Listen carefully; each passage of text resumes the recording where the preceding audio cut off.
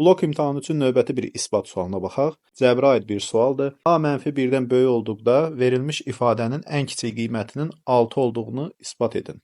Sürəti a kvadratı üzərinə gəlsin 2a, üzərinə gəlsin 1, üzərinə gəlsin 9 kimi yazıram. Çünki məxrəcdə a üzərinə gəlsin 1 var, sürəti də ona uyğunlaşdırmağa çalışıram. Sürəti a üzərinə gəlsin 1, üzərinə gəlsin 9 kimi yığıb, yenə də məxrəc dəyişmir. A üzərinə gəlsin 1-in kvadratı, a üzərinə gəlsin 1, üzərinə gəlsin 9 bölək, a üzərinə gəlsin 1. Buradan ixtisarlarımızı aparsaq, a üzərinə gəlsin 1-ə bir t desək, a -1-dən böyük olduğundan t də 0-dan böyük olar.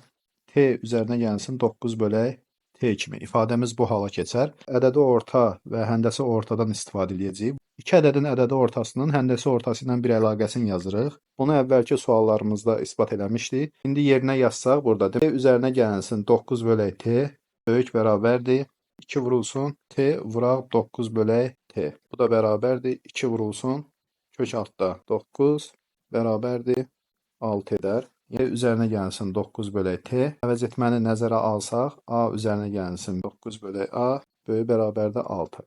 Bunun ən kiçik qiymətinin 6 olduğunu isbat elədik.